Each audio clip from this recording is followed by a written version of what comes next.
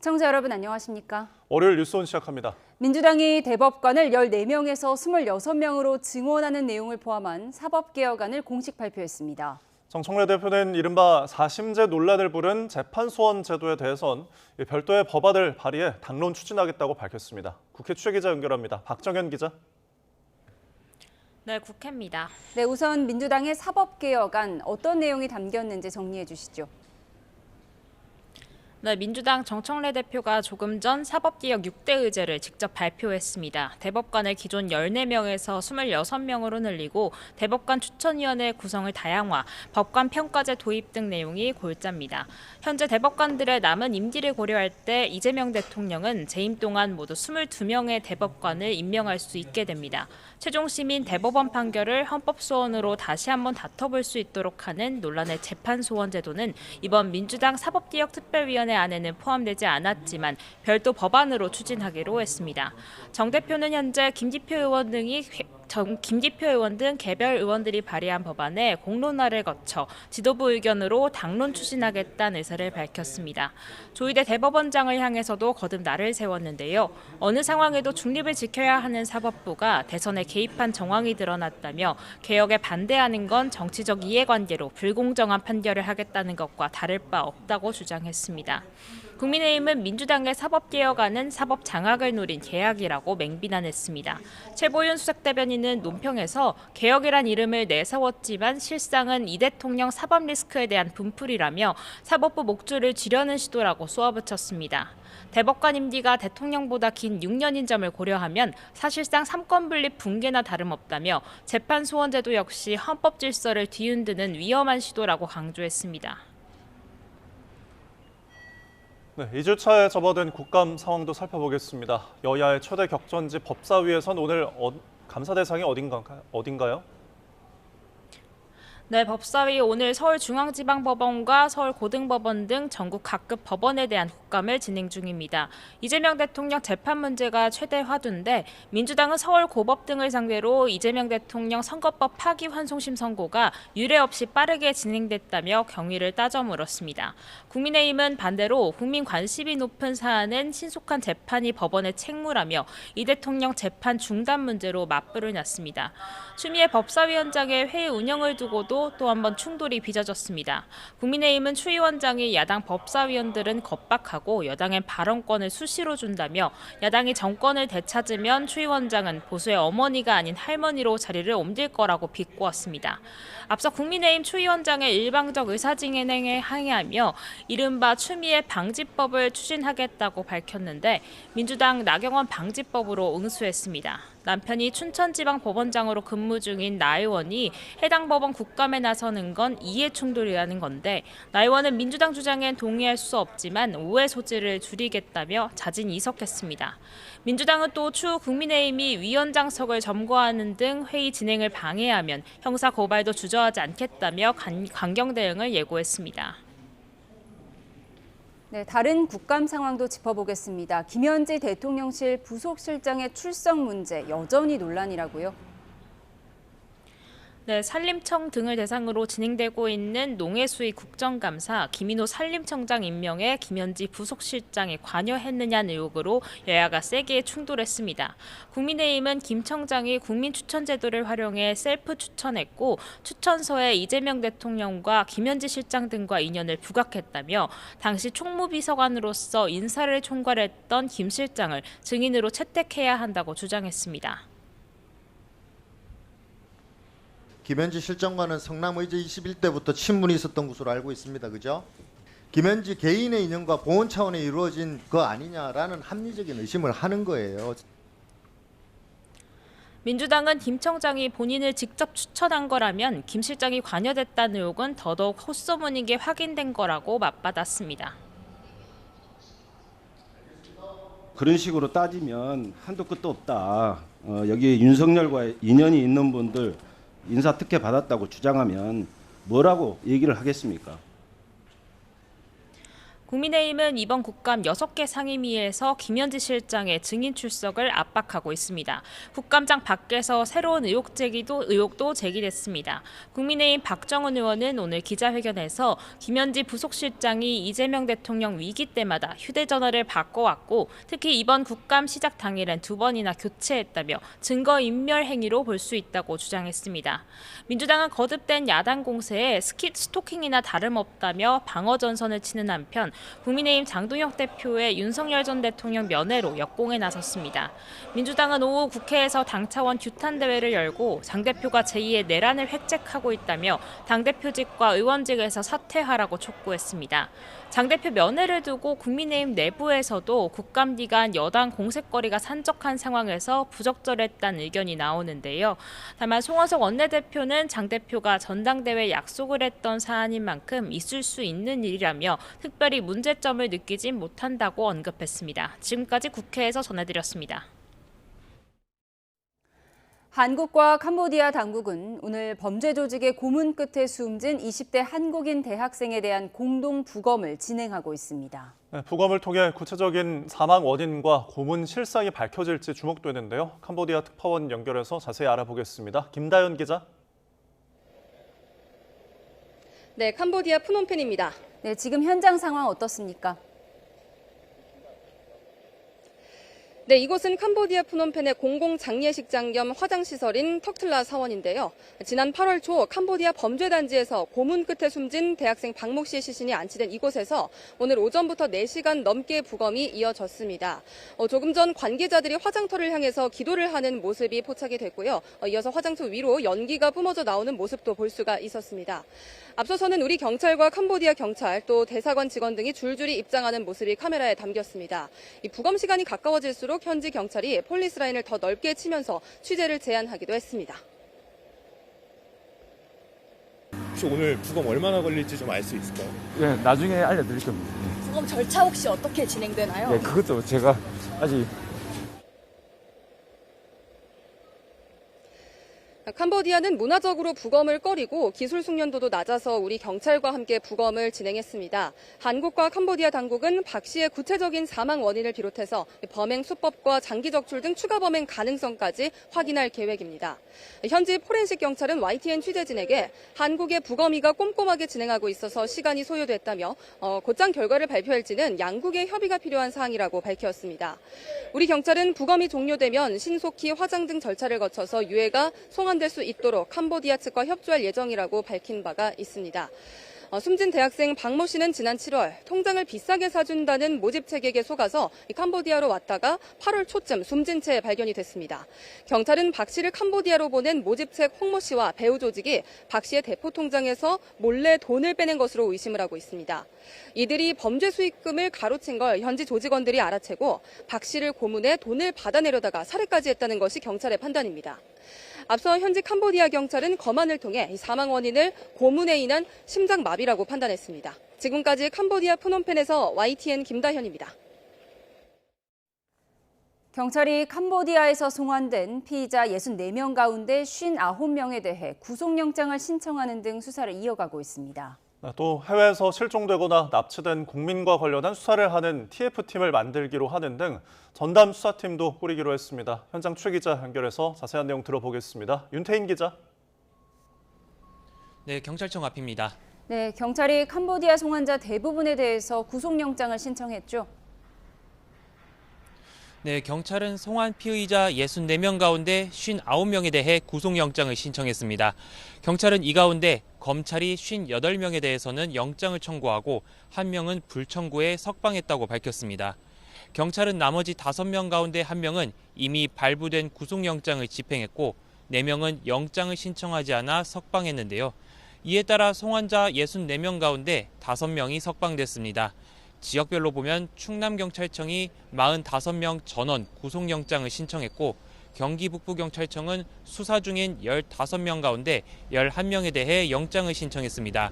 구속영장이 신청된 피의자들에 대해서는 대전지법 홍성지원 등 전국 각지 법원에서 구속 전 피의자 신문이 진행됐고 내일도 의정부지법에서 송환 피의자 10명에 대한 영장실질 심사가 열릴 예정입니다. 네, 그럼 앞으로 경찰 수사는 어떤 방향으로 진행될지도 설명해 주시죠. 네, 송환된 한국인들은 범죄단지 감금 피해자이면서 한국인을 대상으로 범죄를 저지른 혐의를 받는 피의자인 상황입니다. 앞서 지난 4월 위협을 당해 어쩔 수 없이 투자 사기 범죄에 가담했다는 주장에도 법원에서 징역 4년이 선고된 사례도 있는데요. 당시 재판부는 피고인이 자신의 행위가 범죄일 수 있다는 점을 알았던 것으로 보이고 숙소에서 일정한 제약을 받았더라도 자유가 완전히 제한됐다고 보기 어렵다며 선고 배경을 설명했습니다. 따라서 경찰은 송환 피의자들이 불법성을 알고도 적극적으로 범죄에 가담했는지 등을 따져볼 것으로 보입니다. 네, 해외에서 실종되거나 납치된 국민과 관련해서 경찰의 집중 수사팀도 꾸려진다고요. 네, 박정보 서울경찰청장은 형사기동대장을 팀장으로 하는 40여 명 규모의 TF팀을 구성하겠다고 밝혔습니다. 이에 따라 해외에서 국민이 납치되거나 감금 실종됐다는 신고가 접수될 경우에 범죄 관련성이 있다고 판단되면 TF팀이 수사를 전담하게 됩니다. 이 밖에도 경찰은 캄보디아 범죄단지의 배우로 지목된 프린스 그룹의 국내 활동 의혹과 관련한 첩보를 입수해 전담팀을 구성하고 사실관계를 확인하고 있습니다. 프린스 그룹은 캄보디아 최대 범죄단지로 꼽혔던 태자단지를 운영했던 것으로 알려졌는데요. 그룹의 천즈 회장은 최근 서울, 강남 등 국내에도 사무실을 차리고 활동했다는 의혹이 제기됐습니다. 네, 이런 가운데 캄보디아 경찰과의 양자 회담도 열렸다고요. 네, 오늘 오후 2시 유재성 경찰청장 직무대행과 찌어뽀으 캄보디아 경찰청 차장과의 양자회담이 열렸습니다. 경찰은 이번 회담에서 캄보디아 현지에서 벌어지는 사기 범죄에 대한 우려를 전달하고 양국 경찰의 협력 강화 방안과 코리안 데스크 설치 등을 주로 논의할 것이라고 설명했습니다. 경찰은 현지 파견이 필요하다는 내부 의견과 교민들의 여론을 반영해 장기적으로는 코리안 데스크 설치가 필요하다는 의견을 전달할 것으로 보입니다. 지금까지 경찰청에서 YTN 윤태인입니다. 캄보디아에서 온라인 스캠 범죄에 가담하고 있던 한국인 10여 명이 현지 경찰에 추가로 체포됐습니다. 조현 외교부 장관은 캄보디아 경찰이 온라인 스캠 단속 과정에서 한국인 10여 명을 체포해 구금 중이라고 밝혔습니다. 또 구조 요청을 한 한국인 2명이 현지 경찰에 의해 구출된 사실도 확인했다고 설명했습니다. 외교부 고위당국자는 현지 경찰에 체포된 한국인 10여 명은 범죄 혐의 등에 대한 조사를 받을 예정이고 구출된 한국인 2명은 조만간 귀국할 거라고 밝혔습니다. 인천국제공항에서 캄보디아행 항공기에 탑승하려다 출국을 제지당한 사례가 2건 추가됐습니다. 인천국제공항 경찰단은 어제와 그제 인천공항 제1여객터미널 탑승 게이트 앞에서 각각 캄보디아행 비행기에 오르려던 30대와 20대 남성을 제지했다고 밝혔습니다. 경찰은 당시 불신 검문을 하면서 출국 목적을 물었지만 이들은 제대로 답하지 않은 것으로 파악됐습니다. 코스피가 1.7% 넘게 상승하며 사상 처음으로 3,800을 넘었습니다. 삼성전자는 0.2% 올랐고 SK하이닉스는 4.3%나 올라 다시 한번 최고가를 경신했습니다. 취재기자 연결해 들어보겠습니다. 유한웅 기자, 오늘 코스피 상황 정리해 주시죠. 3,775로 출발한 코스피는 장 초반 한때 하락했지만 이후 상승으로 전환했습니다. 상승폭을 넓히다 오전 11시 42분쯤 사상 처음으로 3,800을 넘어섰습니다. 지난주 목요일 3,700을 넘었는데 이 거래일 만에 다시 3,800까지 돌파했습니다. 3,800을 넘어 3,814까지 오르며 장중과 종가 기준 모두 사상 최고가를 경신했습니다. 종가로는 전장보다 1.76% 오른 3,814.69였습니다. 미중 무역 갈등 완화 기대로 코스피 상승세에 다시 탄력이 붙었습니다. 오늘 코스피 상승은 기관 투자자들이 6천억 넘게 순매수를 하면서 주도했습니다. 4거래일 연속 순매수 행진을 벌였던 외국인은 순매도로 돌아섰고 개인도 순매도였습니다. SK하이닉스는 4.3%나 올라 48만 5,500원으로 마감했는데 장중과 종가 기준 모두 최고가였습니다. 삼성전자는 상승과 하락을 반복하는 혼조세를 보이다 0.2% 오른 98,100원으로 마감했습니다. 시장에선 트럼프 미국 대통령이 미중 갈등에 대해 한 발 물러선 모습이 긍정적으로 작용했다고 보고 있습니다.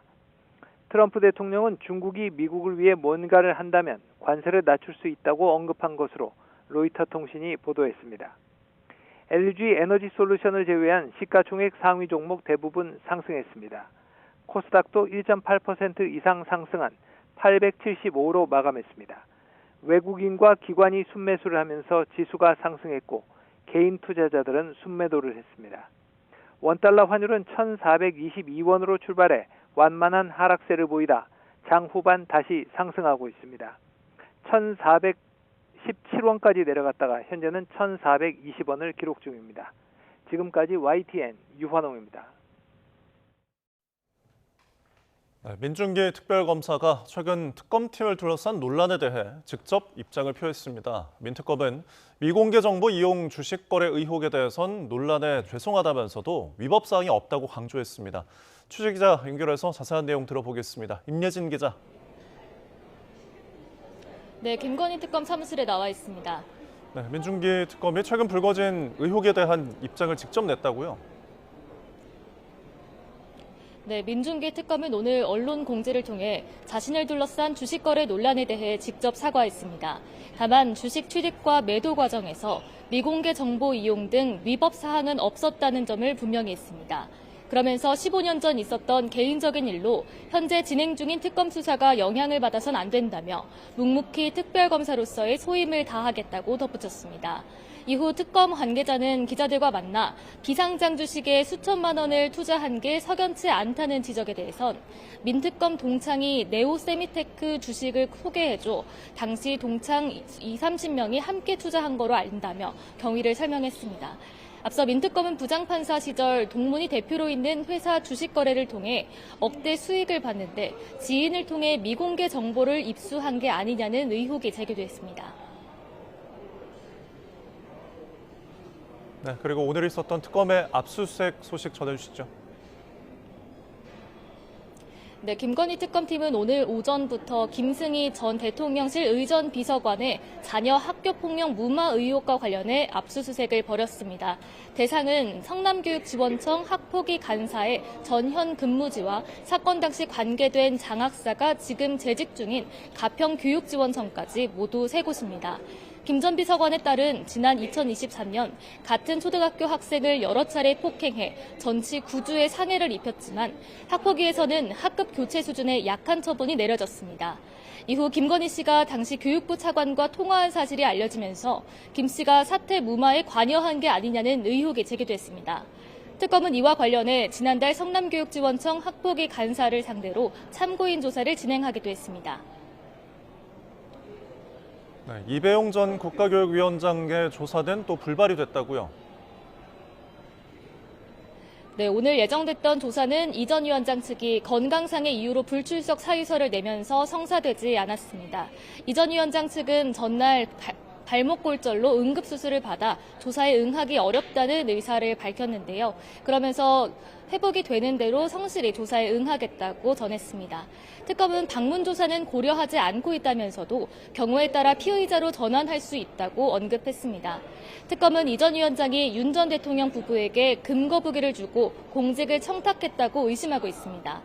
이런 가운데 특검은 오늘 양평고속도로 종점 변경 특혜 의혹과 관련해 당시 타당성 조사 용역을 맡았던 경동 엔지니어링 상무를 피의자로 불러 조사하고 있습니다. 지금까지 김건희 특검 사무실 앞에서 YTN 임혜진입니다. 최상병 특검이 배우 박성웅 씨로부터 임성근 전 해병대 1사단장, 이종호 전 블랙펄 인베스트먼트 대표와 식사를 했다는 증언을 확보한 가운데 관련된 사진이 공개됐습니다. YTN이 확보한 지난 2022년 7월 30일 촬영된 사진에 따르면 박 씨는 이 전 대표 등 동석자 4명과 술자리를 가졌습니다. 특검도 이 사진을 확보한 것으로 알려졌는데 다만 사진 속 만남은 박 씨가 임 전 사단장을 만났다고 하는 식사 자리와는 다른 날짜인 것으로 특검은 보고 있습니다. 네, 방금 들어온 속보 전해드리겠습니다. 캄보디아 관련 소식인데요. 경찰이 오늘 캄보디아 현지에서 한국인 대학생에 대한 부검을 진행을 했습니다. 일단 부검 결과에 대한 내용인데요. 시신 훼손은 없다고 밝혔습니다. 한국과 캄보디아 수사당국이 참여해서 오늘 부검 3시간 정도 진행이 됐습니다.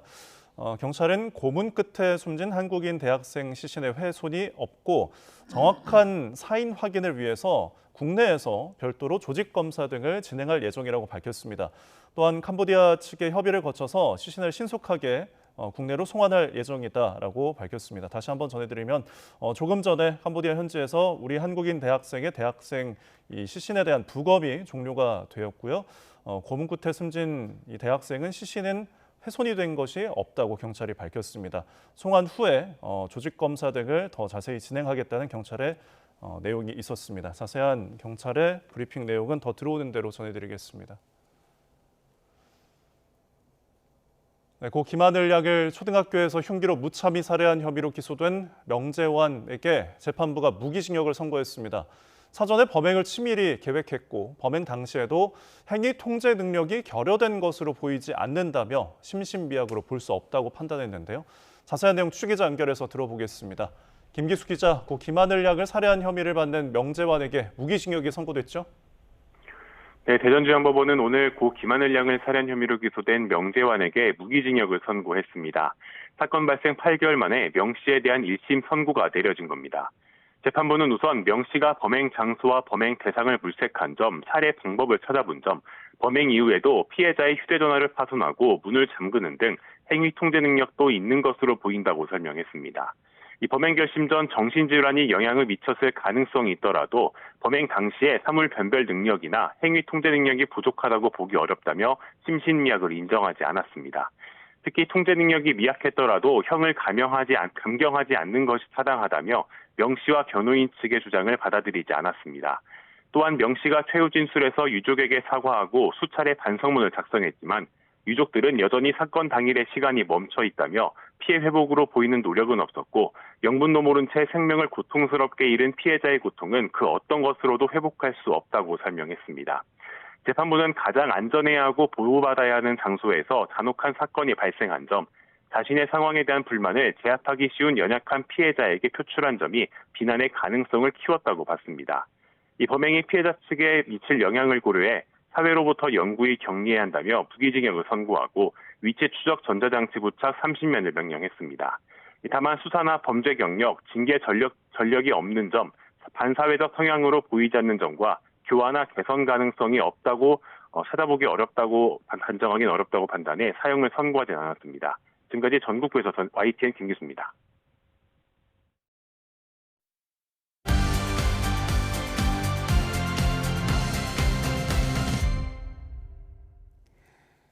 장동혁 국민의힘 대표가 사흘 전 윤 전 대통령 면회한 사실을 공개하면서 후폭풍이 거셉니다. 우선 이 틈을 놓치지 않은 민주당의 맹공부터 들어보시죠. 네, 장동혁 대표는 지난 17일 오전 김민수 최고위원과 함께 서울구치소에 있는 윤 전 대통령을 10분 동안 일반 면담 형식으로 만난 사실을 알리면서 힘든 상황에서도 성경 말씀과 기도로 단단히 무장하고 계셨다. 우리도 하나로 뭉쳐 싸웁시다라는 글을 올렸고요. 김민수 최고위원도 한 행사에서 울고 나니까 면회 시간 반이 날아갔다고 말한 걸로 알려졌습니다. 우선 여당과 개혁신당의 반응 들어보시죠. 국민의힘은 위헌정당 해산 심판의 날이 멀지 않았음을 명심하시기 바랍니다. 죽도 밥도 아닌 개떡 같은 정치를 해버린 거예요. 그야말로 개떡 같은 결론이 나버릴 게 뭐냐면 국감 시기에 이 좋은 타이밍에 저 갔다 와서 한다는 소리가 성경과 기도로 무장하고 있다는데 그러니까 반성 없는 내란 수계를 위해서 장동혁은 그야말로 신을 모독해버린 거예요. 종교 집단 그리고 강성 집단에 휘둘리는 거에 더해가지고 탄핵을 당하고 이미 매우 중한 혐의로 재판을 받고 있는 전직 대통령에게 무엇을 그렇게 얻을 것이 있다고 저렇게 달라붙느냐. 저는 정부적 판단 능력에 상당한 오류가 있다 이렇게 생각합니다. 네, 민주당에서는 그야말로 맹공을 퍼붓고 있습니다. 장동혁 대표가 왜 하필 이 국정감사 기간에 윤 전 대통령을 면회했을까? 그 배경 어떻게 보십니까? 네, 국감 와중에 금요일 오후에 잠시 작전하듯이 조용하게 뭐 면회를 다녀왔다는 것인데 장동혁 대표의 친윤 본색이라 할까요? 친윤 DNA가 여과 없이 그대로 드러난 장면이 아닌가 그렇게 평가를 합니다.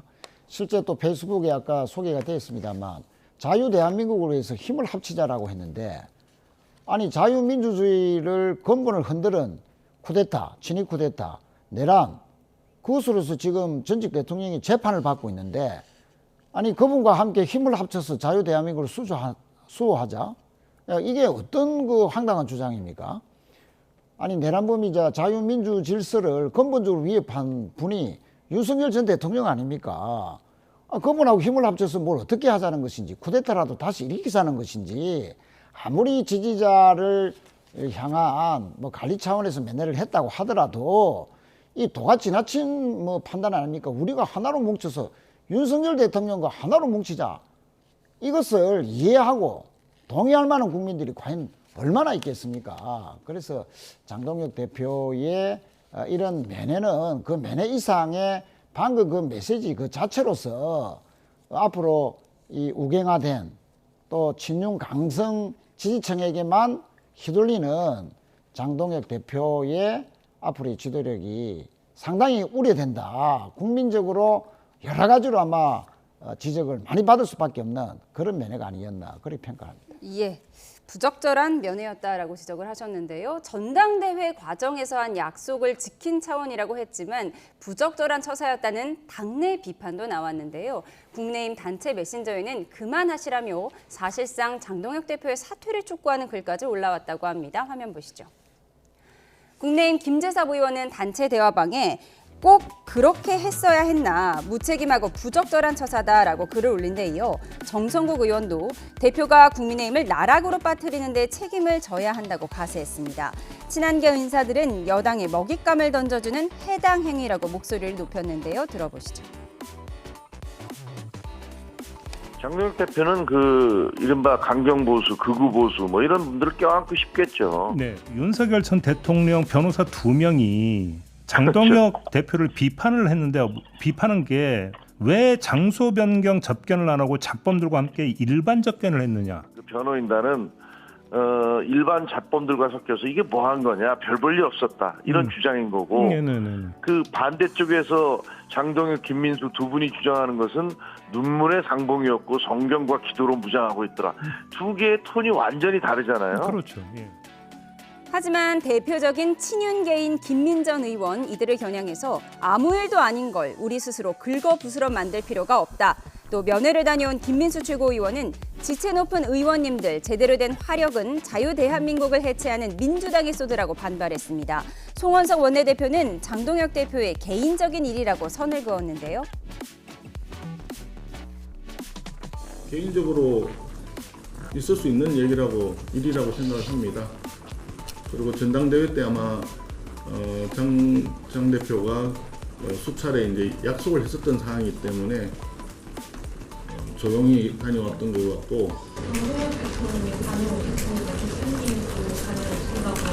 저는 전당대회에 나간 적도 없고 면회를 가겠다고 약속한 적도 없습니다.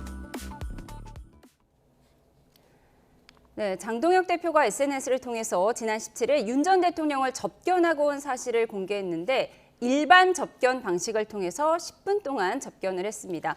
특별 면회와 일반 접견 어떤 차이가 있는 건가요? 뭐 흔히 특별 면회라고 하지만 이제 그 법률상 용어 내지 실무적으로 하는 용어는 장소 변경 접견이라고 합니다. 우리가 흔히 이제 재소자들 또는 구속된 피의자들의 경우에 접견 신청을 하면 그 순서에 따라서 또 뭐 횟수 제한이 있습니다. 통상 하루에 한 번 정도 면회를 할 수 있는데 그때는 우리 그 가끔 그 드라마 같은 데 보면 유리창을 사이에 두고 대화를 하는 그런 접견이죠. 근데 이제 이런 경우에는 많은 사람들이 기다리고 있고 이래서 한 10분 정도 접견을 하는 그런 방식이고 이 장소 변경 접견은 특별히 이제 교도소장 내지 구치소장이 허용하는 경우에 그런 일반적인 접견 장소가 아니고 제3의 장소, 그럼 둘이 앉아서 대화도 할 수 있고 뭐 시간도 한 30분 정도 그렇게 넉넉하게 주면서 서로 그 신체적으로 뭐 악수를 한다든가 네. 이런 접촉도 할 수 있으면서 이제 접견을 하는 것인데요. 물론 이때도 교도관이 그 접견 내용을 전부 메모를 하고 있습니다. 그러나 어쨌든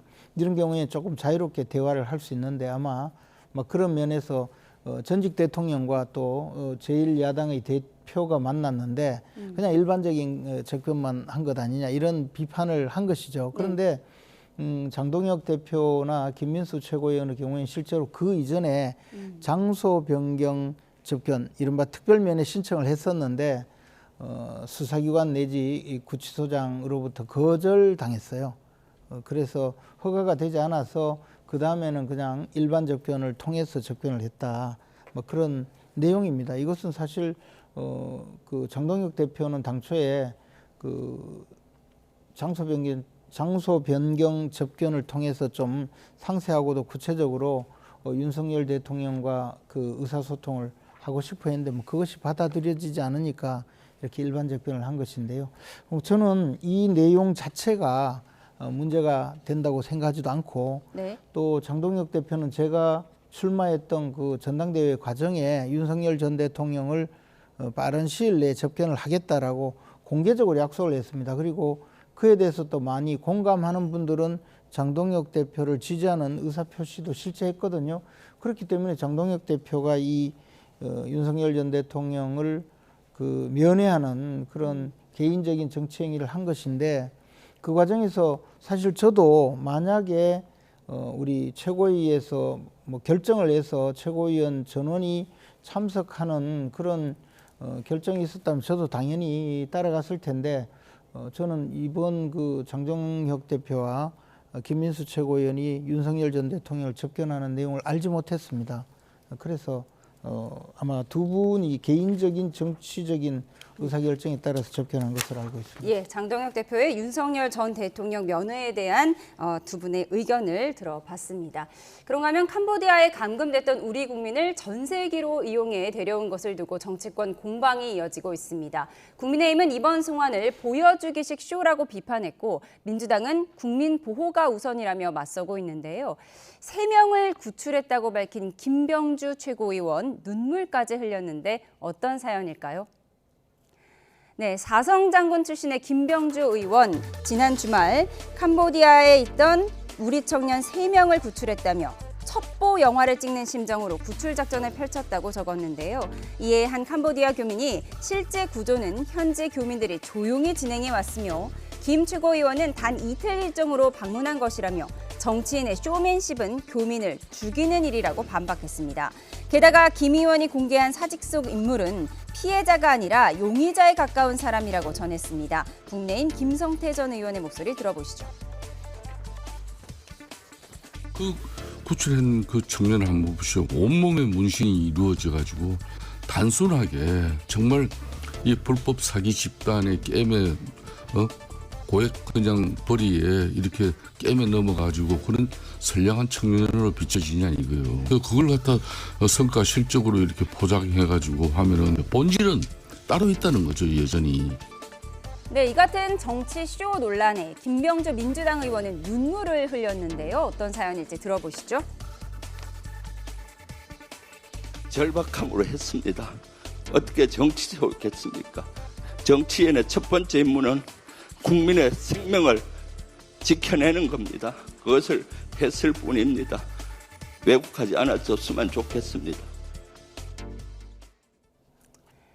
네, 결국 우리 국민을 대상으로 돈을 뜯어낸 가해자인지 아니면 고문당한 피해자인지 그 중간쯤에 어디쯤인지 이 논란인 것 같습니다. 김병주 의원은 정부가 송환한 64명과 별도로 감금돼 있던 우리 국민 3명을 대책단이 추가로 구출했다고 전했는데 오늘 눈물까지 흘렸어요. 아무래도 정치쇼 논란에 좀 억울한 것 같습니다. 그렇습니다. 김병주 최고위원 입장에서는 뭐 쇼맨십이다, 쇼맨십이 발휘됐다, 뭐 이런 평가의 일부가 있었지만 그 부분에 대해서 매우 좀 억울하다.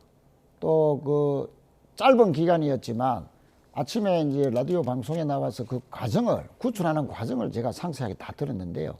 그 과정을 살펴보면 상당히 우여곡절이 많았고 특히 캄보디아 경찰 당국의 어떤 소극적인 자세 때문에 오락가락했답니다.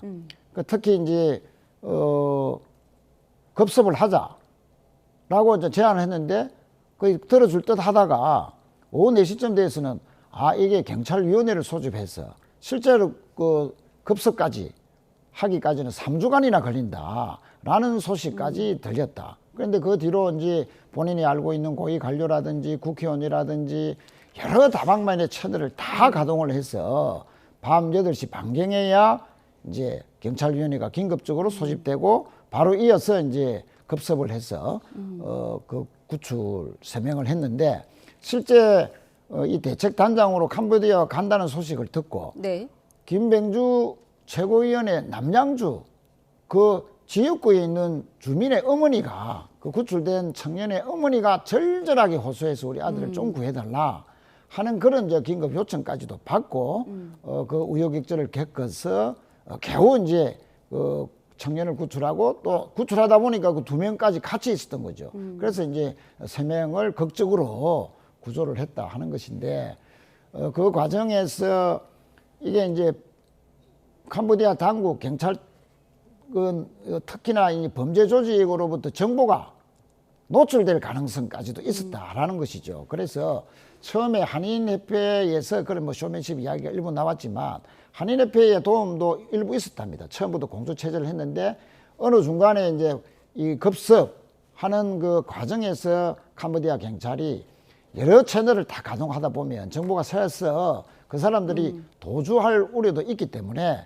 정보 채널을 단일화시켜달라 하는 요청 때문에 부득이하게 그 교민협회로부터 좀 멀어질 수밖에 없었다. 예. 이런 점 때문에 오해가 일부 있을 수는 있지만 국민의 생명, 가해자이면서도 또 피해자인 그 이중적인 성격인데 어쨌든 죄가 있다면 국내에 소환해서 죄를 받게 해야죠. 네. 그러나 가해자 입장에서도 국민의 또 안전까지도 또 담보해야 되는 정치권의 인사로서는 저런 우여곡절을 겪은 끝에 구조를 했던 그 과정에 대한 소회와 또 일부의 또 뭐 쇼맨십이라는 그런 과한 지적 이런 것이 다 겹쳐서 눈물까지 나오게 됐는데 아무튼 이 캄보디아에 있는 우리 억류대에 있는 이 청년들을 구조하거나 또는 이제 송환하는 그 절차에 시스템적으로 빨리 정부가 다 체계를 갖춘과 동시에 그것까지는 또 일부 정치권의 적극적인 노력 자체가 폐마돼서는 안 될 것이다. 예, 그러니까 현지 수사당국과 소통하는 과정에서 소통 채널을 단일화해야 하는데 이 과정에서 현지 교민사회가 좀 배제가 됐다. 그래서 현지 교민사회에서 좀 섭섭해할 수 있는 오해가 생겼다라는 게 김병주 의원의 해명입니다. 이 점에서 어떻게 보십니까? 근데 뭐 김병주 의원 나름대로 수고했겠죠. 그리고 또 우리 대한민국 국민이기 때문에 거기서 범죄를 저질렀고 그 범죄를 저지른 대상이 국내에 있는 대한민국 국민이라 하더라도 데려와서 처벌하는 것이 온당하다고 봅니다. 데려올 수만 있으면 데려오는 것이 맞고 또 한국과 캄보디아 사이에는 범죄인 인도 조약이 체결되어 있거든요. 그러니까 잡아서 우리나라에 와서 우리나라 피해자에게 피해 회복을 하도록 하는 방법도 또 필요하다고 봅니다. 문제는 지금 이번에 그 데려온 대한민국 국민이 64명이지 않습니까? 이 사람들 중에 몇 명을 빼고는 거의 자발적으로든 또는 뭐 쏘가서 그쪽으로 갔든 어쨌든 범죄 행위에 가담해서 그 피해자는 한국 주민, 한국 사람들이 아주 눈덩이처럼 피해를 입은 그런 형사사건, 사기사건이든 무슨 폭행사건이든 그런 형사사건에 관련된 사람일 가능성이 매우 높습니다. 네. 그래서 일부는 이미 구속영장이 발부돼 있는데 도망갔던 사람, 일부는 지금 와서 이제 순식간에 오늘 오전까지 구속영장을 청구해야 되는 그런 사람들이죠. 근데 김병주 의원이 구출했다는 사람을 보면요. 그는 제가 과거에 조폭 수사를 할 때도 그 정도의 현란한 문신을 새긴 사람은 보질 못했어요. 그런 사람을 데려다 놓고 눈물까지 흘리면서 마치 무슨 그 감금되어 있던 그 인질로 잡혀 있던 대한민국의 선량한 국민을 데려온 것처럼 그렇게 온갖 그 정치 쇼를 하면서 자신이 영웅담을 늘어놓듯이 하는 저런 행위가 잘못됐다는 것이죠. 더군다나 이걸 국내에서 이야기한 것이 아니고 현재 있는 교민이 이야기하지 않습니까? 지금 말씀하신 것처럼 뭐 대단한 일을 한 것처럼 이야기하지만 현지 교민이 그 SNS에 올린 글을 보면요, 한국에서 이거 저 작전을 오히려 그 시간을 주지 않아서 현지 경찰은 준비가 다 돼 있는데도 체포하러 가지를 못했다는 것 아닙니까? 이 사람들이 체포 대상이에요. 저는 그런 정도라면 그냥 당연히 현지 범죄 조직에 가담하고 있었지만 그 자유를 뺏긴 상태에 있던 우리나라 국민을 데려왔다 하면 될 일이지, 무슨 첩보 영화에다가 더 나아가서 눈물까지 흘리면서 저러니까 저걸 정치쇼라고 하는 겁니다. 저런 행위가 잘못되었다는 거예요. 그리고 지금 우리나라 젊은 사람들이 국내에서 취업하기가 좀 어려워서 그런지 몰라도 연간 3,000명이 들어가서 캄보디아로 들어가서 안 오고 있다는 것 아닙니까? 그럼 지금도요, 64명이 아니라 수많은 사람들이 범죄 조직에 연루가 되거나 자발적으로 거기에 가거나 또는 쏘가서 가서 범죄 행위에 가담하거나 아니면 정말 자신의 의사와는 상관없이 감금 상태에서 범죄 행위에 동원되는 이 많은 일이 있고 있는데, 그것에 대해서 정확하게 우리가 실태 조사도 하고 또 국가의 이 공권력을 동원해서 어떻게든 데려올 생각을 하진 않고 기껏 가서 정치쇼만 벌이고 오니까 저런 비난을 받는 것 아니겠습니까? 예, 그러니까 100% 속은 피해자인지 범죄인지 알고 간 가해자인지 구분하기가 좀 힘든 상황에서 이 청년에 구출했다는 청년의 문신 모습이 좀 논란이 되는 것 같습니다. 네, 그런가 하면 이번 국정감사에서는 조희대 대법원장과 김현지 부속실장에 이어서 부동산 정책이 또 하나의 핵심 쟁점으로 떠올랐는데요. 서울시장 후보로 거론되고 있는 민주당 인사들은 일제히 오세훈 서울시장을 공격했습니다. 지금의 부동산 폭등은 전 정권 탓이라는 거죠. 오세훈 시장의 반응까지 들어보시죠. 윤석열 정권은 부동산의 공급 대책을 사실상 도외시했고, 또 오세훈 시장의 무원칙적인 토지거래 허가제의 해제 발표, 이런 것이 서울 부동산의 폭등을 불러왔다. 이런 것은 서울 시민들이 모두 다 알고 있는 사실입니다.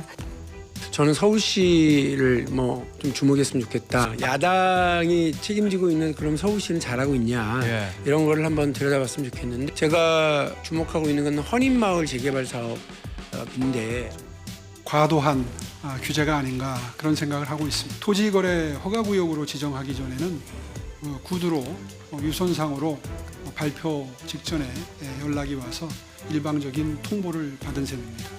말이 안 되죠. 신중해달라고 그렇게 부탁했는데도 일방적으로 묵살하고 바로 그냥 발표를 해버린 겁니다. 이게 국가 폭력 아니겠습니까? 예, 사전에 좀 충분히 의논이 있었다면 좀 저희들의 의견을 개진을 하고 싶었는데. 국민의힘은 민주당 정권이 결국 보유세 카드를 내놓을 것이라고 주장했는데요.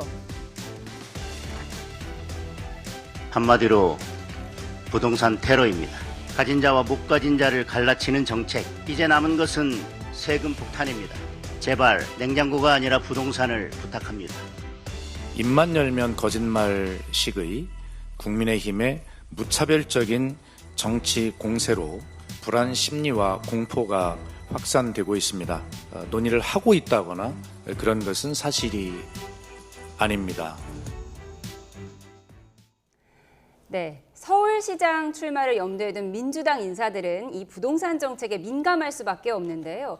오세훈 시장을 겨냥하는 가운데 오늘 박용진 전 의원은 이번 부동산 대책이 지방선거에 악재가 될 수도 있다, 이렇게 우려를 했습니다. 지금 당내 분위기 솔직히 어떻습니까? 지금 당은 세제 개편 또는 보유세 인상 이런 세금 대책보다도 오히려 가장 구체적이고 실감나는 이재명 정부 5년 기간 안에 양질의 싼 아파트를 서울에서도 살 수 있다는 확실한 공급 대책을 우선해라 하는 그런 요구 속에서 보유세 인상이 오히려 주가 되는, 또 우선되는 듯한 이런 메시지, 이런 측면에서의 문제 제기가 아닌가 그렇게 생각하고요. 실제 11호 대책은 강력한 수요 억제 대책이죠. 네.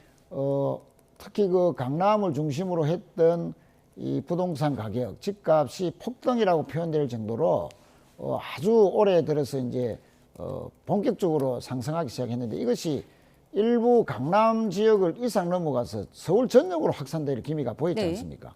그러면 이 폭등세를 당장에 진정시키지 않고서는 앞으로 이재명 정부의 어떠한 부동산 정책도 상당히 그 실패할 확률이 높아간다 네. 하는 그런 위기의식의 대책 속에서 이번 11호 대책이 나왔다.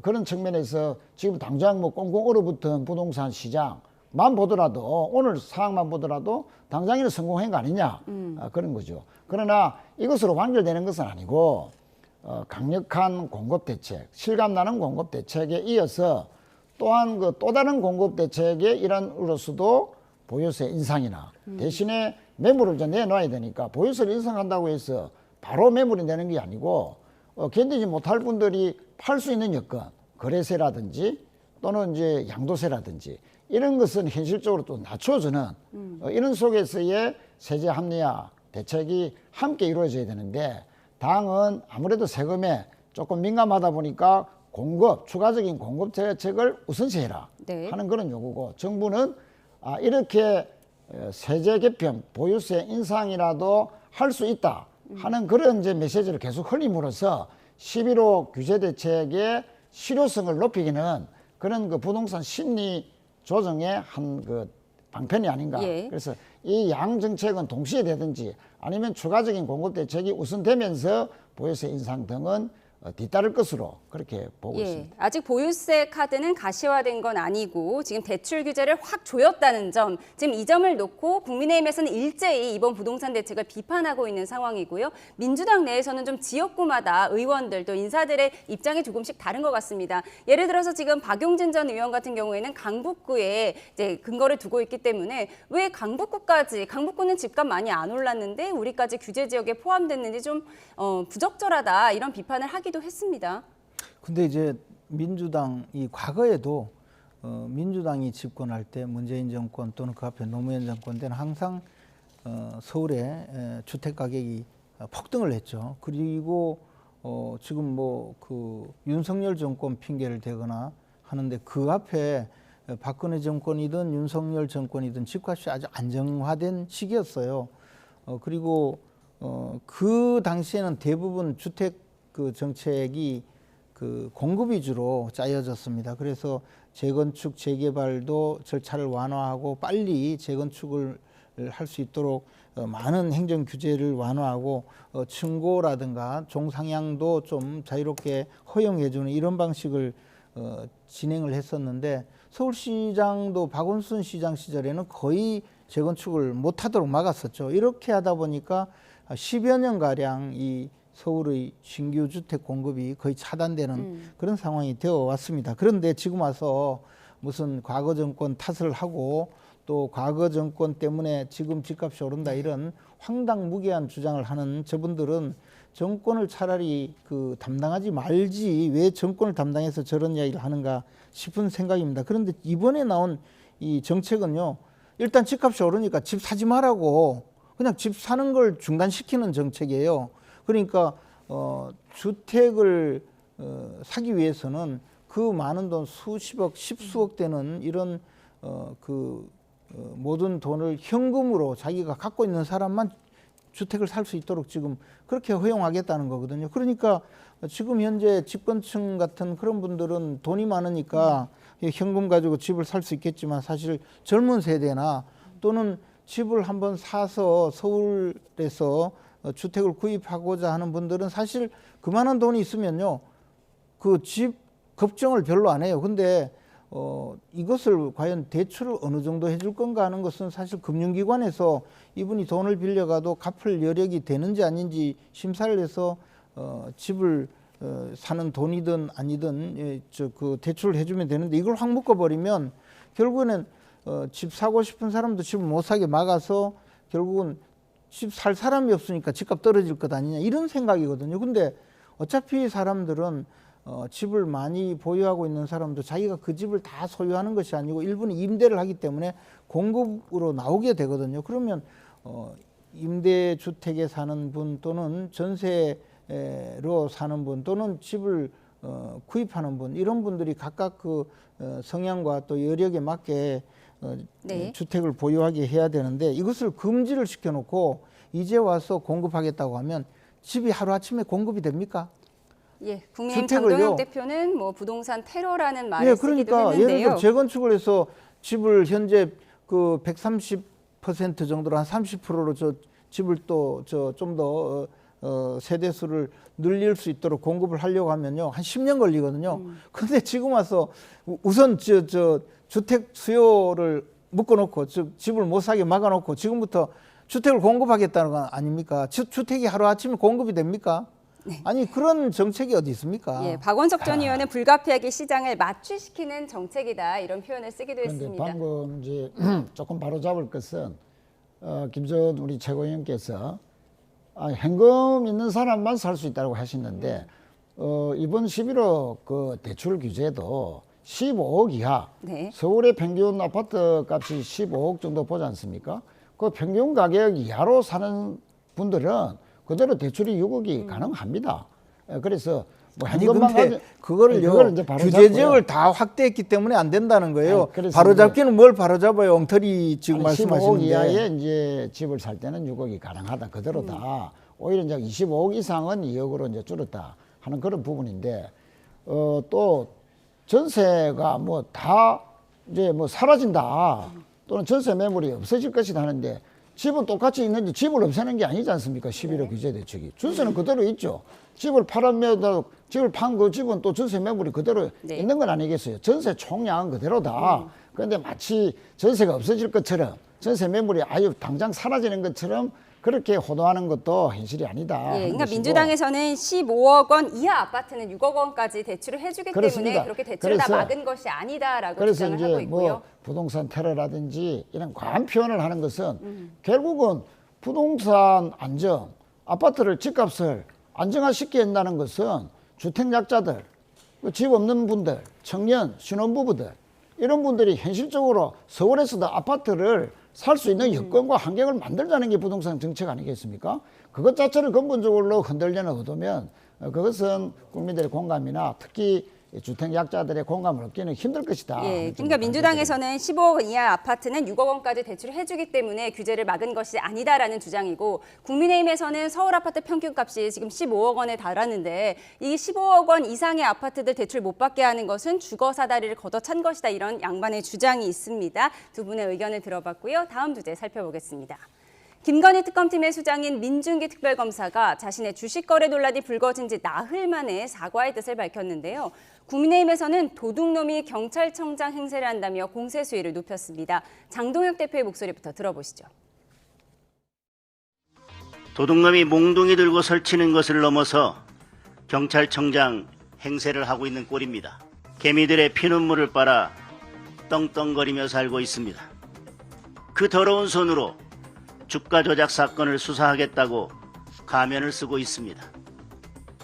즉시 특검에서 물러나기 바랍니다. 지금 있어야 할 자리는 피의자석입니다. 이게 지금 김건희 여사랑 민중기 특검이 똑같은 회사에 지금 투자했던 거잖아요. 그렇죠. 네오세미테크라는데. 네. 그러니까 예전 우리가 기준에 의하면 이 정도 논란이 나오고 피의자랑 똑같은 어떤 이슈가 있다라고 했다 그러면 자기 스스로 옷 벗고 나갔을 거예요. 그러니까 민중기 특검도 아니 뭐 민주당에서 그런 문제 제기 하겠어? 우리 편인데? 그리고 민주당 지지자들이 나를 보호해 줄 건데 굳이 내가 왜 옷 벗고 나가야 돼? 이런 의혹이 있어도 이런 생각할 거예요. 지금 국민의힘은 계속해서 특검하자라는 프레임으로 특검을 와해시키려는 움직임을 보이고 있는데요. 이는 특검을 통해 밝혀질 것들을 덮어버리기 위한 정치적 술수가 아닌가 이렇게 보고 있습니다. 네, 민중기 특검이 미공개 정보 이용해서 주식 거래를 한 의혹에 대해서 논란에는 죄송하다면서도 위법사항 없었다라고 강조했습니다. 특검이 자신의 입장을 표명한 건 이번 논란이 제기된 이후 처음인데요. 어떻게 보셨습니까? 이번 특검 수사에 영향을 줄 수도 있을 것 같은데요. 뭐 민중기 특검 오늘 이제 그 방금 말씀하신 대로 입장을 밝혔죠. 미공개 정보를 이용하거나 위법적인 사항은 전혀 없다.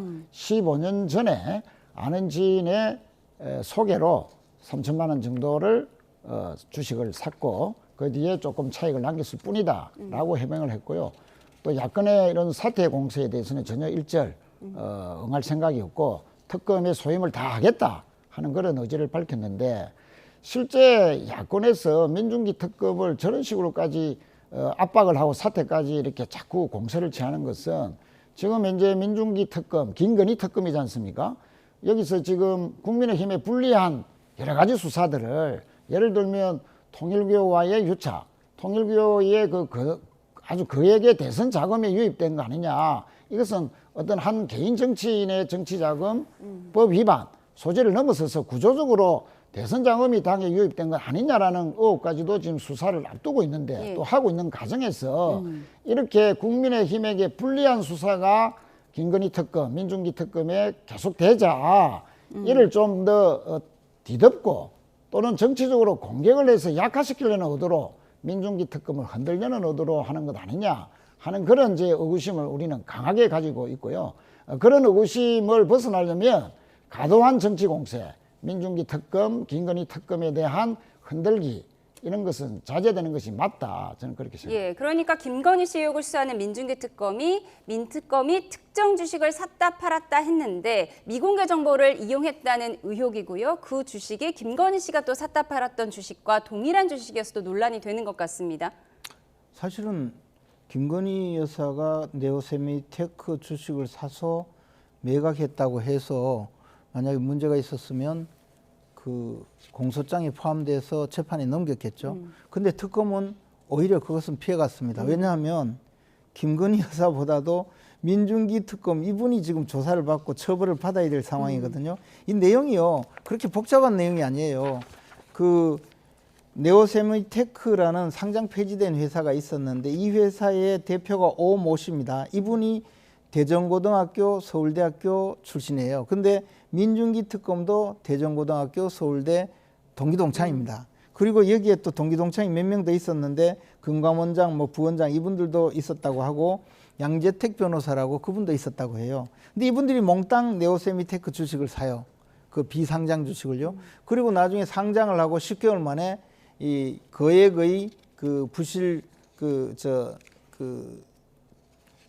회계 부정 사건이 터져서 결국 상장 폐지가 되고 끝납니다. 그 전에 몽땅 이 주식을 팔았어요. 그래서 그 회사 대표는 회사 간부의 모친 이름으로 된 주식을 20억 넘게 팔아서 상당한 이익을 챙겼고 그리고 이때 같은 시기에 민중기 특검도 이때 주식을 팔아서 약 1억 5천 수익을 얻었다고 합니다. 3,000% 정도 수익을 얻었다고 합니다. 그리고 또 나머지 그 동문들도 모두 주식을 팔아서 이익을 얻었어요. 같이 주식을 샀던 양재택 변호사는 그때 감사였기 때문에 이 보호예수 때문에 못 팔아서 손해를 입었다는 거죠. 그러면 이게 과연 누구가 이 주식을 사게 했고 누구가 팔게 했느냐 하는 것은 너무나 명백한 거예요. 그리고 회사 대표는 이것이 들통이 나서 2016년도에 징역 11년의 선고를 받았습니다. 7천여 명의 피해자가 6천억 정도의 손실을 입은 사건입니다. 그런데 여기에 양재택 변호사는 뭐 사실을 알아도 팔 수 없어서 못 팔았을 것 같은데 이 민중기 특검은 어떻게 이 주식을 자기 동기동창의 주식을 사고 또 남들과 다르게 7천여 명이나 주식의 피해자가 있는데 이분은 몰래 주식을 그때 회사 대표와 같은 시기에 팔아서 3,000% 이익을 얻었느냐. 근데 이야기하기는 그저 증권회사 직원이 권유해서 팔았다고 합니다. 증권회사 직원이 그걸 알려줄 정도라면 나머지 7,000명은 바보입니까? 저는 이 사건은요 수사하면 너무나 쉽게 이 사건이 드러나리라고 생각을 합니다. 이거는요 너무 간단한 수사예요. 더군다나 지금 2016년도에 이 주범인 오모 씨가 재판을 받고 11년형을 선고받았기 때문에 아직 공소시효도 남아있거든요. 검찰이 수사를 빨리 해야 된다고 봅니다. 그리고 민중기 특검은 지금 수사를 하고 있을 게 아니고 검찰에 출석해서 조사를 받아야 되고 이 정도 사안이면 당연히 구속돼야 돼요. 그럼에도 불구하고 자기가 미안하긴 한데 뭐 불법 행위가 없다고요? 어떻게 불법 행위가 없을 수가 있습니까 이게? 그러니까 민중기 특검은 피해자가 7,000명, 피해자의 7,000명이 모른 미공개 정보를 어떻게 알고 1억 원의 수익을 냈느냐 하는 의문을 제기하신 거고요. 그 사람들은 고등학교, 대학교 동기동창이 아니었을 그 따름이고 이분은 고등학교 동기동창인 그 사안이기 때문에 예. 이 이익을 얻은 거예요. 예, 3,000% 수익이라는 것은 이제 민중기 특검은 부인을 했고요. 이제 한 3, 4천만 원 투자해서 1억 3천만 원에 매도했다라고 그러면 뭐 주장을 500%네요. 하고 근데 있습니다. 이 어떤 정도의 그 천재적인 투자자라도 그 상장 폐지되는 회사의 주식을 그 상장 폐지되기 직전에 그걸 알고 팔 수 있는 사람은 없어요. 예. 네, 앞으로 민중기 특검의 입장이 더 나오면 추가로 전해드리도록 하겠습니다. 그런가 하면 김현지 부속실장이 이재명 대통령이 사법 리스크로 굉장히 어려움이 있을 때마다 폰을 교체한 사실을 확인했다고 박정원 의원이 기자회견을 통해 밝혔는데요. 민주당은 반박에 나섰습니다. 번호를 변경합니다. 2021년 10월 시간이 없어서 끝내야 19일에 돼. 당시에는 대장동 수사가 시작이 됐고 그리고 관련자가 처음 구속이 확정된 시점입니다. 자, 다음은 대북 송금 수사가 한창이었던 2023년 9월 9일에 또 다시 전화를 교체합니다. 국정감사 시작일인 10월 13일에 오전 10시 36분에 아이폰 17로 교체가 됐습니다. 이렇게 교체가 됐는데 불과 9분 만에 다시 아이폰 14로 교체가 됩니다. 김현지 부속실장은 국정감사를 앞두고 휴대폰을 교체한 적이 없습니다. 택도 없는 음모론으로 공직자를 모략하지 마십시오. 약정이 끝나서 휴대폰을 최신형으로 신청한 게 죄입니까? 21년도에 번호를 변경한 적이 없습니다.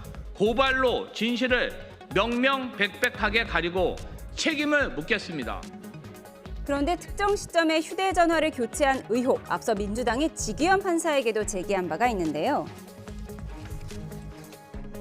이 지기현 판사의 이 과거 휴대폰을 교체했던 것을 보면은 좋은 휴대폰 오래 썼으니까 한 번 교체할 수 있다 치지만 그 다음에 왜 3개월 만에 급하게 이렇게 가격 싼 거 당장 급하게 이거 증거인멸 아닙니까? 공수처는 이 사건 수사하고 있다고 하니 오늘 당장 압수수색하십시오. 아마 네, 양당이 제기한 휴대폰 교체 의혹까지 짚어봤습니다. 지금까지 정치원 최인호 전 민주당 의원, 김재원 국민의힘 최고위원과 함께했습니다. 고맙습니다.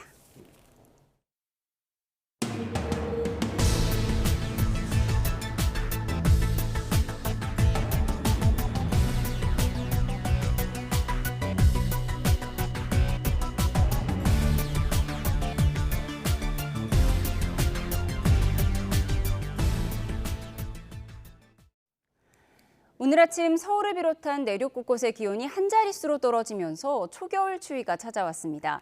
내일은 추위는 내일 기온이 더 낮아지면서 절정에 달할 전망입니다. 김민경 기자입니다. 출근길 시민들의 옷차림이 눈에 띄게 달라졌습니다. 갑작스러운 추위에 코트를 단단히 여미고 겨울의 상징인 목도리와 패딩까지 등장했습니다. 생각했던 것보다는 빨리 추워진 것 같아가지고 좀 많이 춥습니다 지금. 가을이 아예 없어진 것 같아요. 이렇게까지 추울 줄은 몰라서 그냥 저번 주랑 비슷하게 입고 나야겠다 해서 나왔는데 지금 좀 다시 돌아가야 되지 않을까 싶긴 하네요. 설악산의 아침 기온은 영하 1.3도, 체감온도는 영하 8.2도까지 떨어졌습니다. 파주는 2.7도, 서울도 5.3도로 내륙 곳곳의 기온도 주말 사이 10도 가까이 낮아지며 올가을 들어 가장 추웠습니다. 지난주에는 얇은 겉옷 하나면 충분했는데요. 지금은 목폴라에 두꺼운 외투를 껴입어도 찬바람이 불 때마다 몸이 절로 움츠러듭니다. 찬 대륙 고기압이 일시적으로 확장하면서 한반도 상층에 영하 15도 이하의 찬 공기가 내려왔기 때문입니다. 기온이 영하권으로 떨어진 강원 산간에는 첫눈도 기록됐습니다. 내일은 기온이 더 내려가 내륙 곳곳에서 체감온도가 영하권에 들며 추위가 절정에 이를 걸로 보입니다. 북서쪽에서 찬 공기가 내려온 가운데 밤사이 복사 냉각이 더해져 내륙 곳곳의 아침 기온이 1에서 2도가량 더 떨어질 것으로 전망됩니다. 때이른 추위는 주 중반까지 이어지다 주 후반에 잠시 누그러지겠지만 다음 주 초에는 또다시 초겨울 추위가 찾아올 전망입니다. YTN 김민경입니다. 진단한 종양수를 부풀리는 방법으로 실손보험금 10억 원을 챙긴 의사와 환자 모집책이 경찰에 구속됐습니다. 보험 사기에는 100명이 넘는 환자도 가담한 것으로 드러났습니다. 차상은 기자입니다. 경찰이 압수수색을 진행하는 곳은 부산 지역의 외과 의원입니다. 여성 가슴에서 발견한 종양 개수를 부풀려 환자가 보험금을 더 타내게 한 혐의를 경찰이 포착했습니다. 경찰이 확보한 초음파 진료 기록을 보면 최초 판독 당시에는 종양 4개가 있는 거로 적었지만 보름 뒤에는 7개가 있는 거로 수정했습니다. 종양 발견 위치를 허위로 기재해 한 개를 2개로 둔갑시키거나 가슴 확대 수술 환자에게서 떼어낸 조직을 종양인 것처럼 꾸며내기도 했습니다. 종양 한 개당 실손보험금 100만 원을 받을 수 있는데 이렇게 부풀린 진료비로 환자에게 성형이나 미용 시술을 했다는 게 경찰 설명입니다. 동일 부위에 중복 진단된 가짜 종괴를 특정하는 등 전문성 있는 수사를 통해 범죄 혐의를 부인하는 의사 등 관련자들의 범죄 사실을 입증하여 실손보험에 가입한 환자에게 공짜 시술을 대가로 범행 가담을 부추긴 모집책은 외과 의원에서 월급을 받거나 진료비 일부를 수당으로 챙긴 거로 드러났습니다. 지난 2023년 2월부터 2년 2개월 동안 해당 의원 주도로 가로챈 보험금은 10억 원에 달합니다. 경찰은 40대 원장 A씨와 50대 환자 모집책 2명을 보험 사기와 의료법 위반 등 혐의로 구속했습니다. A씨와 모집책 1명은 마취된 환자 신체 사진을 찍어 공유한 혐의도 받습니다. 경찰은 보험 사기에 가담한 환자 115명도 함께 입건하고 다른 병원에서도 비슷한 범행이 있는지 조사하고 있습니다. YTN 최상환입니다. 경기 안산 단원경찰서는 10대 딸을 살해한 혐의를 받는 40대 남성 A씨가 평소 학업과 행동 등의 문제로 갈등을 겪어왔다는 취지로 진술했다고 밝혔습니다. A씨는 어제 저녁 6시 50분쯤 경기 안산시 원곡동에 있는 아파트에서 둔기를 휘둘러 10대 딸을 살해한 혐의를 받습니다. 경찰 조사 결과 A씨는 범행 당시 술이나 약물에 취한 상태는 아니었고 정신질환 역시 없는 것으로 파악됐습니다. 동해지방해양경찰청은 지난 15일 경북 포항시 남구 임곡리 해변에서 마약으로 추정되는 1kg가량의 백색 물질을 발견했습니다. 발견 당시 이 물질은 중국산 우롱차 포장지로 밀봉된 상태였습니다. 해경은 국립과학수사연구원에 감식을 의뢰하고 포장지에 대한 지문 분석도 진행하고 있습니다. 중국에서 오늘부터 나흘 동안 4중 전회라고 불리는 공산당 내부 회의가 열립니다. 경주 에이펙 계기 미중 정상의 담판을 앞두고 주요 정치 현안과 경제 전략을 짜는 자리인데요. 중국 연결해서 자세한 내용 알아보겠습니다. 강정규 특파원. 네, 베이징입니다. 4중 전회란 용어를 낯설게 여기는 분들도 많을 것 같은데요. 먼저 어떤 회의인지 짚어주시죠. 네, 4중 전회는 중국 공산당 제20기 중앙위원회 4차 전체 회의의 줄임말입니다. 5년마다 열리는 당대회 사이 통상 7차례 소집되는 중간 의사결정회의 중 4번째란 뜻입니다. 지난 2022년 20차 당대회에서 선출된 200명 규모의 중앙위원들이 오늘부터 3박 4일 동안 베이징에 있는 한 호텔에 모여 머리를 맞대는데요. 시진핑 3기 임기 반환점이 지나서야 뒤늦게 소집되면서 차기 경제발전 5개년 계획 수립 시점과 맞물렸습니다. 마침 오늘 중국의 3분기 성장률이 4.8%, 연중 최저 실적이 발표된 가운데 시 주석이 업무 보고를 하고 5개년 계획 초안을 상정했습니다. 경주 에이펙 계기 미중 정상 간 담판을 앞두고 장기 전략을 짜는 자리라는 점에서도 의미를 찾을 수 있겠습니다. 네, 고위급 인사의 물갈이나 시진핑 후계 구도의 윤곽도 드러날지 관심이죠. 네, 지난 17일 중국군 서열 3위 허웨이둥을 비롯한 장성 9명이 부패 혐의로 제명됐다는 발표가 나왔죠. 그중 8명이 당 중앙위원이기 때문에 이번에 최소 12명, 역대 최다 인사교체가 이루어질 전망입니다. 시진핑 주석의 수적으로 평가됐던 인물들이 줄줄이 낙마하면서 실각설의 근거로 활용되기도 했는데요. 앞서 전승절 열병식 등을 통해서 시 주석이 권제를 확인한 뒤엔 되려 측근들도 과감히 쳐낼 만큼 권력 기반이 공고하다는 방증으로 해석되는 분위기입니다. 이번에도 후계자의 윤곽이 드러나지 않을 경우 사연임 수순에 접어든다고 볼 수 있는데요. 미국 트럼프 대통령과 담판을 앞두고 시 주석이 장기 집권 구도를 확인하는 자리가 될지도 관전 포인트입니다. 지금까지 베이징에서 YTN 강정규입니다.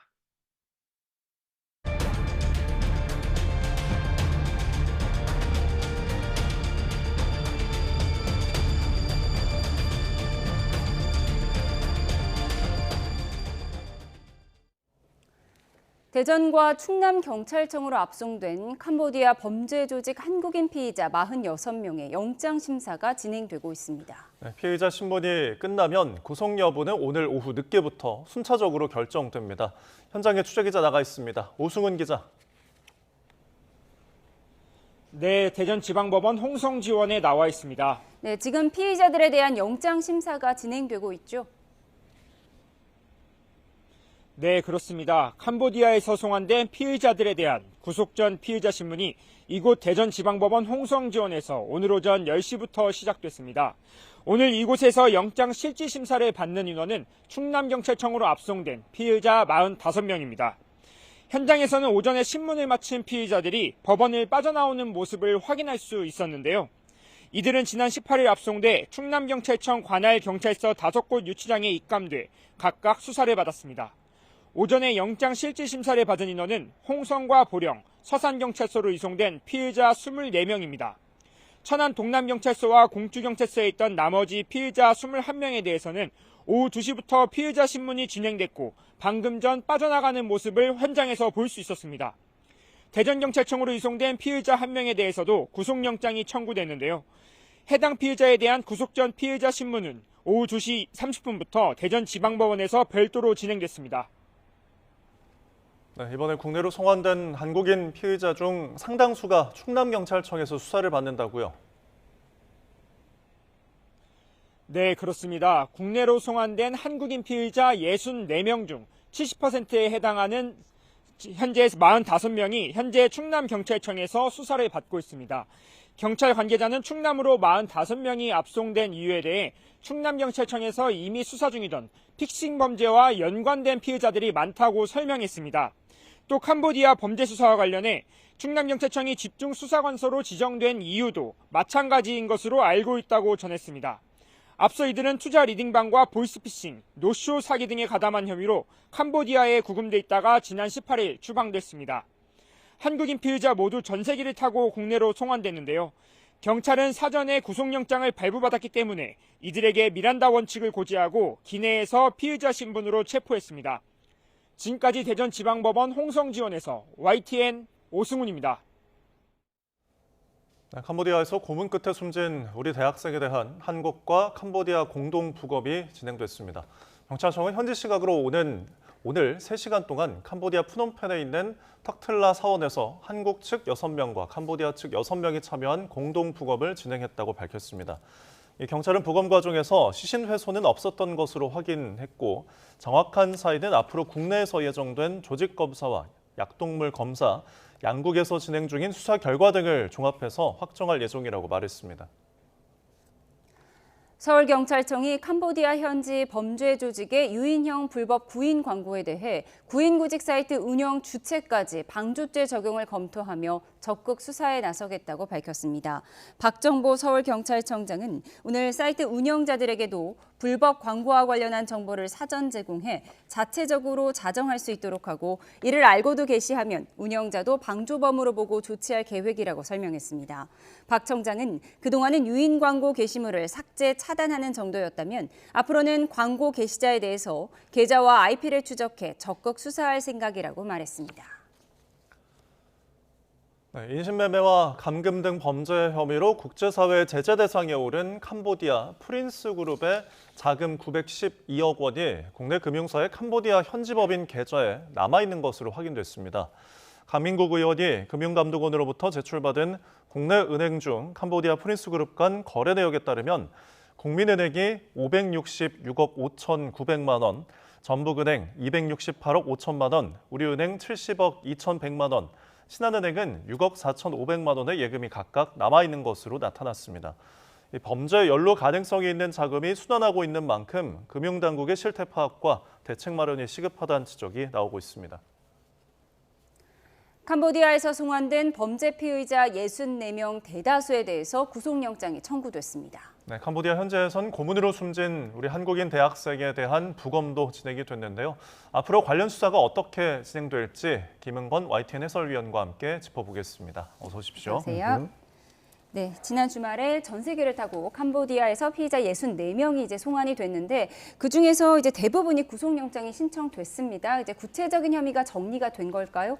네, 일단 그렇게 볼 수 있겠습니다. 이제 경찰에서는 구속 필요가 있어서 이제 영장을 신청했다 이렇게 밝혔고요. 다만 이제 수사 중인 상황이라서 구체적인 혐의는 밝힐 수 없다 이렇게 얘기를 하고 있고요. 피의자 64명 가운데 이제 6개 경찰서에 64명이 분산돼서 조사를 받았죠. 이 가운데 5명은 석방이 됐고요. 1명은 이미 영장이 집행이 됐습니다. 그리고 나머지 58명에 대해서 영장 심사가 진행 중인데 특히 이제 방금 전해드린 대로 충남 경찰청에서 이제 45명이 조사를 받고 있는데 이들 모두 이제 영장이 신청이 됐습니다. 아무래도 범죄단체에 이제 소속된 혐의가 있는 만큼 어느 정도 범죄 혐의가 확인됐다 이렇게 볼 수 있겠고요.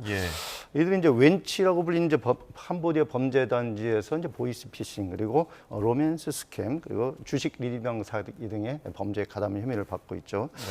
이제 다만 이제 경미한 모집 활동에 가담하거나 점조직 형태에서 이제 단순히 시키는 일만 할 경우에는 불구속 수사를 받을 수도 있고 가능성도 있고요. 그래서 이번 석방된 5명도 그런 경우에 해당될 수가 있겠습니다. 그래서 중대 범죄 가담한 정도 그리고 협박 등으로 어쩔 수 없는 상황에서 이제 범죄 가담한 경우에는 피의자인 경우에는 기준으로 해서 그 영장 신청이 이루어진 것으로 보입니다. 네.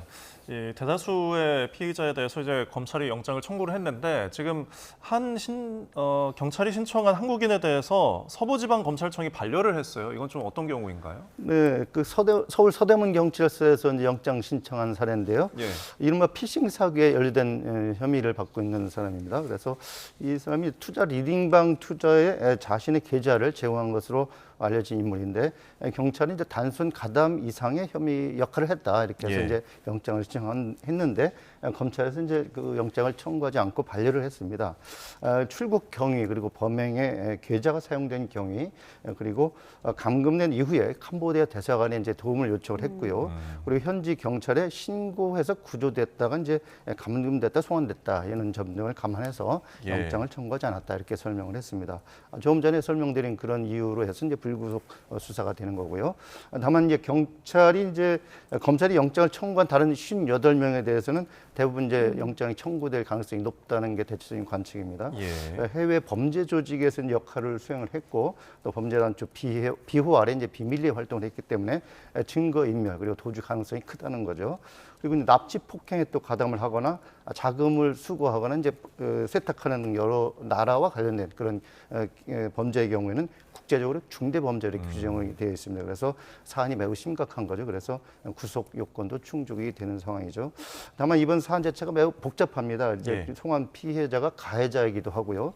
또 물론 이제 허위 피해를 주장하긴 하지만 피해자일 수도 있고요.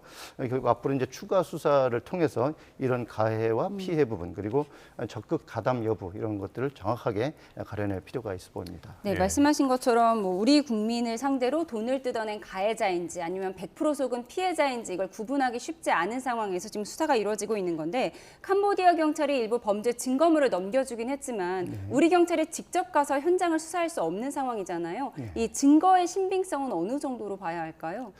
네, 아무래도 이제 범죄 피의자들은 이제 방어권 차원에서라도 이제 자기가 본인의 혐의를 축소하려고 이렇게 시도를 하게 마련이죠. 이번에 송환된 피의자들은 특히 중간 모집책 또는 이제 행동을 했던 그런 이제 하급 대원들이기 때문에 그런 주장을 펼 가능성이 이제 크다고 이렇게 보고 있습니다. 그리고 이제 협박이나 이제 정할 수 없는 그런 이제 폭력에 의해서 강제로 일을 했다 이렇게 주장을 할 수도 있고요. 예를 들어서 총을 쏘겠다고 이렇게 협박을 하면서 뭐 범죄 행위를 해라 이렇게 뭐 지시를 할 수도 있는 상황일 경우에는 생명의 위험이 있어서 어쩔 수 없이 일을 했다 이렇게 이제 주장을 할 경우에는 형사 책임을 드러날 경우는 형사 책임을 물을 수 없는 경우도 있고요. 다만 유사 사건 판례를 이제 유추해 보면은 이들이 현장에서 이제 탈출하려는 의도가 있었는지 그리고 현장에서 여유를 부리면서 뭐 어떤 일을 했다든가 이런 이제 그런 범죄 행위를 뭐 의도적으로 했다든가 이런 것들이 있을 경우에는 위법성 여부를 이제 가릴 수 있겠죠. 그래서 경찰이 이런 부분들을 추적을 해서 범죄 피해자들의 증언 그리고 같은 범죄 조직 단체에서 진술, 그리고 이제 휴대전화 발신 내역, 그리고 또 예. SNS 활동도 있지 않습니까? 이런 것들을 집중 수사할 것으로 보이는데요. 앞으로 이제 캄보디아 현지 경찰과 공조를 통해서도 네. 관련 증거물 추가로 더 확보를 해야 될 것 같습니다. 네.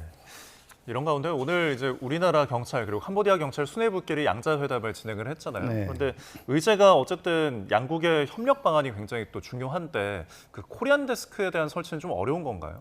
네, 지금으로서는 일단 이제 현재로서는 구성하기 어려운 상황입니다. 이제 오늘 오후 2시에 이제 양측 경찰 수뇌부 간의 회의가 오늘 서울 경찰청에서 진행이 됐는데 일단 그 이번 사기 범죄에 대해서 우리가 이제 우려를 전달을 하고 그 양국 경찰 간의 협력 강화를 논의했겠죠. 그리고 코리안 데스크 문제도 여기서도 이제 논의를 하겠다 이렇게 경찰은 밝혔어요. 다만 이제 그 양국이 이제 합동 태스크포스를 꾸리기로는 이미 이제 합의를 했는데 이번에 이제 범죄 단지가 있는 그 시아누쿠블 부근에서 우리가 이제 코리안 데스크를 설치하자 이렇게 제안을 했는데 그쪽에 캄보디아 쪽에서 일단 거부를 한 상황입니다. 그래서 사실상 현재로서 무산이 됐는데 현재 TF를 운영하는 쪽으로 이제 가닥은 잡은 것이고 앞으로 장기적인 관점에서 이제 코리안 데스크를 좀 논의를 해보겠다 이런 것으로 보입니다. 그래서 이 코리안 데스크 설치 여부는 앞으로 어떻게 될까 이거 보면은 이제 과거 필리핀 사례를 보면은 좀 유추해 볼 수 있을 것 같거든요. 필리핀에서 이제 한국인 범죄가 이제 자주 발생하다 보니까 필리핀으로서도 이제 그런 관련 정보 그리고 우리 정부의 수사 지원 이런 것들이 많이 절실하게 필요를 했던 상황입니다. 그래서 이번에도 이제 서로 간에 이제 이해가 좀 합치된 부분이 있으면은 코리안 데스크가 이제 설치될 가능성이 이제 있는 것으로 볼 수 있겠죠. 그래서 근데 이제 형사 수사 이 문제는 이제 양국의 주권이 걸린 아주 민감한 문제죠. 그래서 그만큼 얻을 수 있는 이익이 서로에게 확실하게 있어야 이것도 이제 가능하다 이렇게 볼 수 있는 상황인데. 결국 이제 우리로서는 원활한 수사 그리고 공조를 이제 강조를 하면서 계속적으로 설득을 할 필요가 있겠고요. 그리고 이제 아세안이나 이달 말 에이펙 정상회의도 있지 않습니까? 그래서 국제사회를 통해서 조금 더 설득 압박 노력이 필요해 보입니다. 예, 말씀하신 것처럼 국제사회와 공조를 통해서 수사가 다각도로 이루어져야 할 텐데 오늘 이제 고문 끝에 숨진 대학생에 대한 부검이 오늘 현지에서 진행이 됐습니다. 3시간 정도 진행이 됐는데 뭐 구체적인 사망 원인이나 범죄 실상을 파악하는 데 어느 정도 도움이 될까요? 네, 우선 그 시신을 부검하는 가장 일차적인 목적은 정확한 사망 원인을 밝혀내는 거죠. 그런데 이번에 이제 박 씨가 지난 8월 초에 대학생 박 씨가 지난 8월 초에 사망을 해가서 일단 당시에는 검안만 이루어졌거든요. 그래서 그 당시 검안 보고서를 보면은 심장마비가 사망 원인이고 고문과 같은 강력한 외력, 외부의 힘이 있어서 사망했다 이런 추정이 나오고 있습니다. 그리고 마약을 강제 투약했다 이런 추정도 보이고요. 여기에다 이제 장기 손상, 또 장기 적출을 된 게 아니냐 이런 의혹도 있긴 한데 이 부분은 아직 나온 혐의로 구체적으로 제기된 건 아니고요. 유족의 증언 등을 통해서도 이제 고문 여부 이런 것들이 이제 많이 주장이 되고 있는데 이런 부검을 통해서 이제 정확한 사망 원인과 함께 이런 의혹들을 규명할 수 있을지가 관심입니다.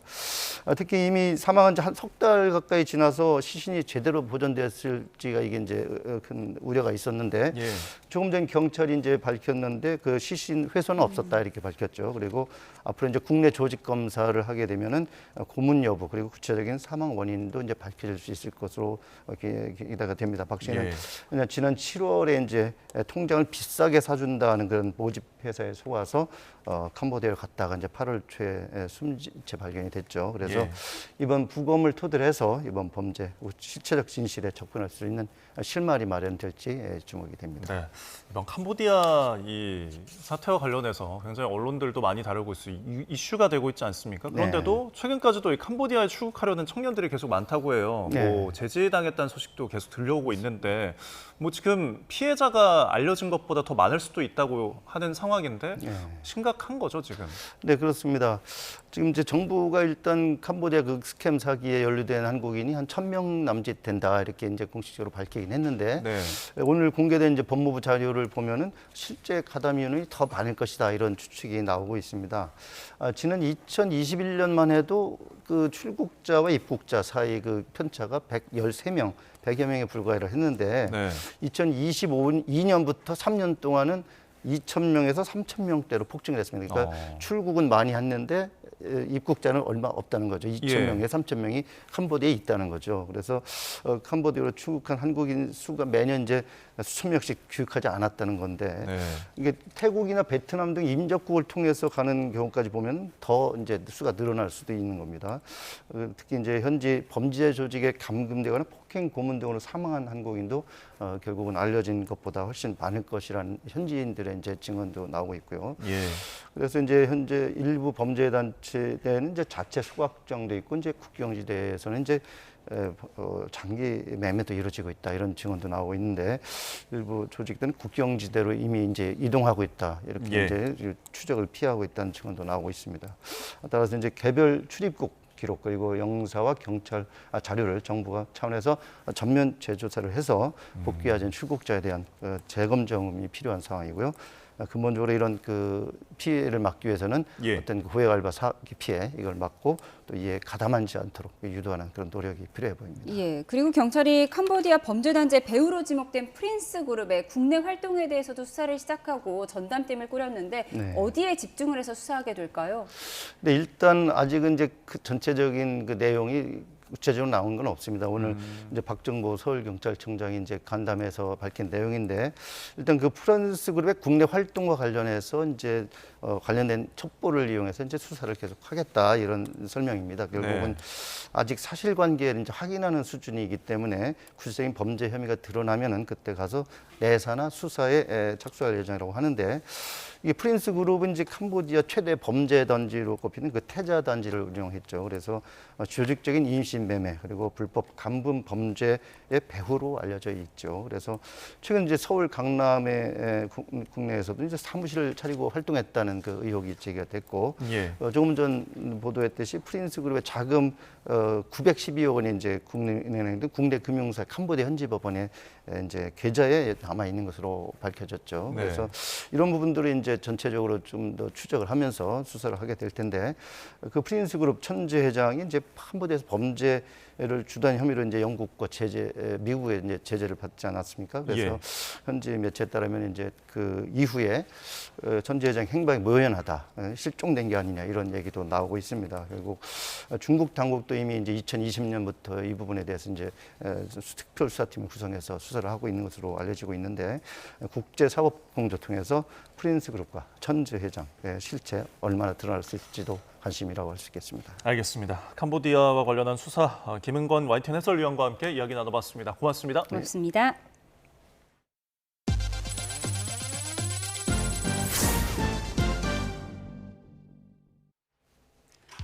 현대차가 미국 시사주간지 타임이 선정한 올해 세계 최고 기업 33위에 오르며 국내 기업 가운데 가장 높은 순위를 기록했습니다. 현대차는 임직원 만족도와 기업 성장률, ESG 세 가지 지표를 토대로 한 타임즈의 평가에서 지난해 192위에 머물렀지만 1년 만에 159계단이 뛰어올랐습니다.